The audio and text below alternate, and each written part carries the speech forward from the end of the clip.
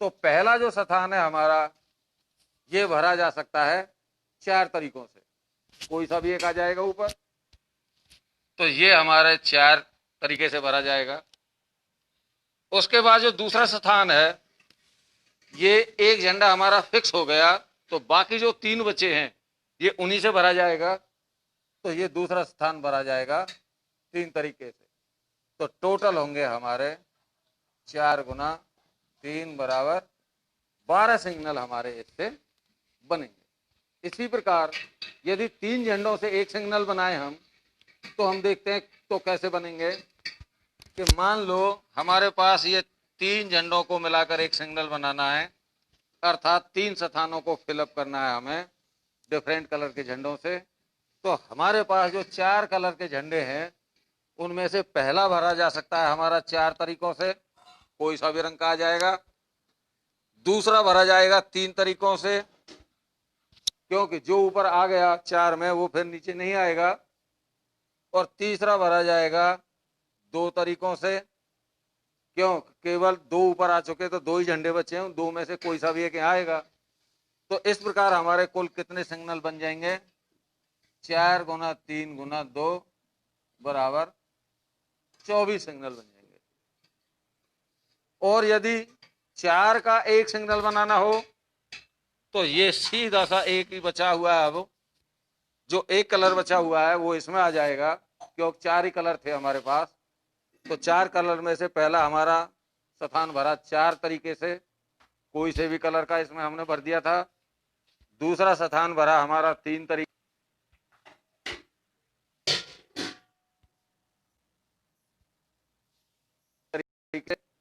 जो हमारा ऊपर झंडा के कलर आ चुका, उससे बचे हुए जो 3 कलर हैं उनमें से कोई एक आएगा। इसके बाद झंडे बच गए 2 कलर के, तो 2 कलर के में से तीसरे स्थान पर कोई सा भी आ जाएगा, इसलिए तीसरा स्थान हमारा 2 तरीकों से भरा जाएगा। और चौथे स्थान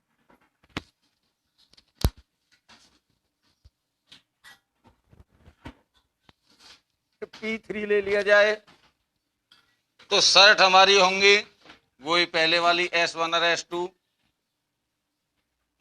तो एक ड्रेस बनेगी हमारी P3S1 और दूसरी ड्रेस बनेगी हमारी P3S2।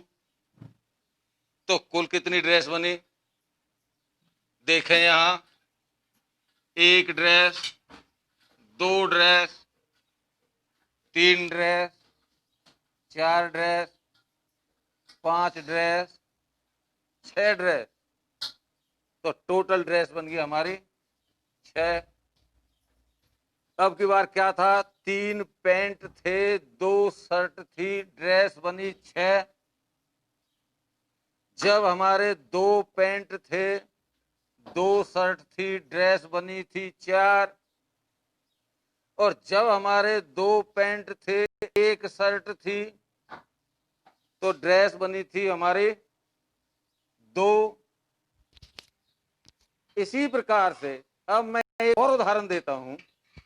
यदि 3 पैंट, 2 शर्ट और 2 टाई ले लेते हैं, तीसरी चीज मिला ली, तो कुल कितनी ड्रेस बनेंगी? या आप ये कहेंगे जी आपने तो ड्रेस ही ड्रेस का हल्ला बोल दिया, फिर मैं कैप भी लूंगा, जूते भी लूंगा, सारी ड्रेस बनाते चले जाएं, तो सारा इनको गिनना ही है केवल, और कुछ नहीं करना कि कुल कितने जोड़े ड्रेस बनी। या ड्रेस को छोड़कर हम और उदाहरण ले लेते हैं, बैग का ले लेते हैं आपके का। एक बच्चे के पास 2 बैग हैं और उसके पास 3 टिफिन है और 2 पानी की बोतल है। अब उन्हें वो ले जाएगा अपने बैग में भर के, बैग भी होगा, टिफिन भी होगा, पानी की बोतल भी होगी। तो बताइए वो कितने तरीके से ले जाएगा, या कितने जोड़ी बैग बना देगा, इस प्रकार के कितनी चीजें ऐसी बना देगा जिसमें तीनों हों और जैसे वो ले जाए स्कूल। तो यहां पर हम देखते हैं कि यहां पर हमारे पास 2 बैग हैं, एक को B1 कह दिया, एक को B2 कह दिया, और 3 टिफिन है। अब वो 3 टिफिन इसके साथ भी अलग अलग जा सकते हैं और वो तीनों टिफिन इसके साथ भी जा सकते हैं। इसका मतलब ये हुआ कि इसके साथ T1 टिफिन भी जा सकता है, T2 भी जा सकता है और T3 भी जा सकता है ये टिफिन। इसी प्रकार दूसरे बैग में भी जा सकते हैं ये। तो दूसरे बैग के साथ भी हमारा T1 भी जा सकता है, T2 भी जा सकता है और T3 भी जा सकता है। एक कॉम्बिनेशन ये बन जाएगा। अब रह गई पानी की बोतल। अब पानी की बोतल को मान लो W1 W2 कह दिया, 2 बोतल हैं। तो पानी की बोतल देखिए कैसे जाएगी कि ये बैग हो, ये टिफिन हो, पानी की बोतल 2 हैं, इन 2 में से कोई सी भी इसके साथ जा सकती है, W1 भी W2 भी। तो इसलिए इस टिफिन के साथ 2 बोतल भी जा सकती हैं अलग अलग रूप में। इसके साथ भी जा सकती हैं दोनों बोतल और इसके साथ भी जा सकती हैं दोनों बोतल।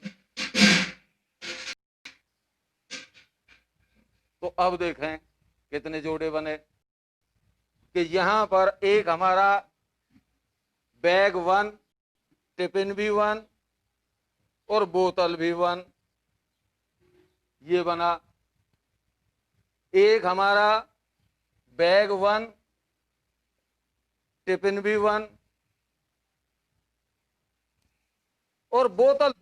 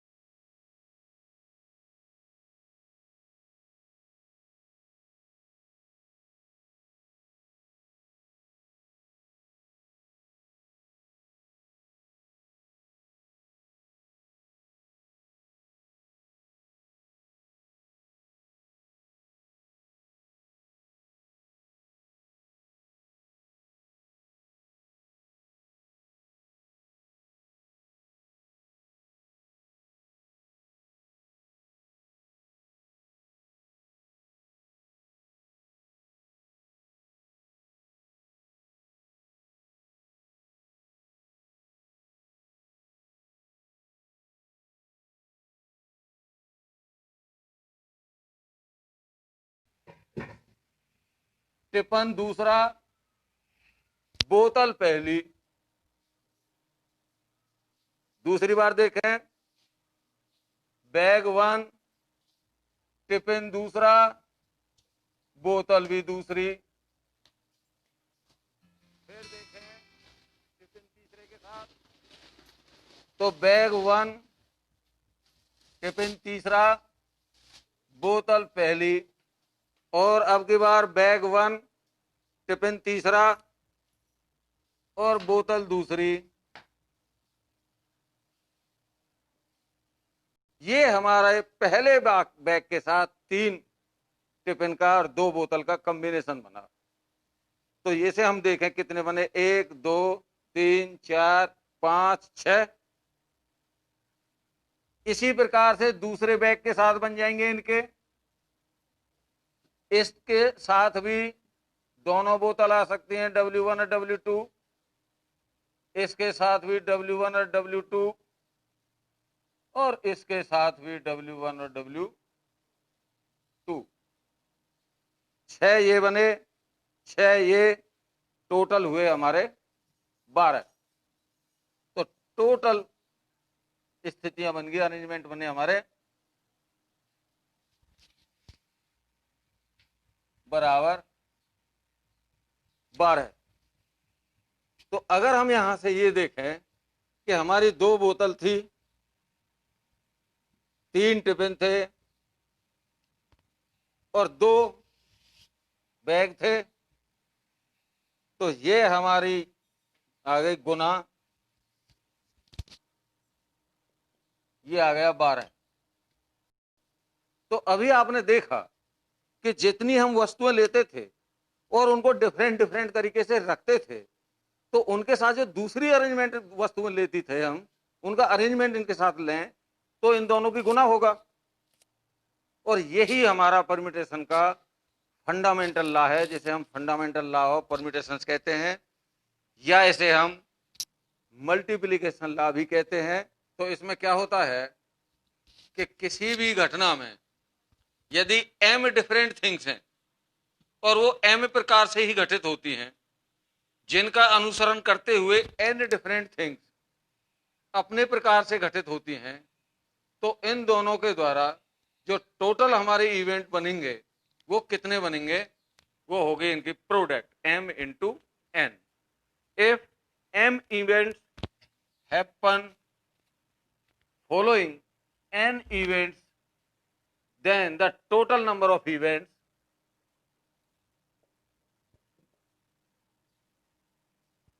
होगी हमारी m इंटू n। ये हमारा फार्मूला बन गया फंडामेंटल लॉ ऑफ परम्यूटेशन का। तो अब हम इसके कुछ सम करेंगे, तो सम से हमारे और अच्छी तरह समझ में आएगा ये कि जैसे हमने ले लिया कि 1 2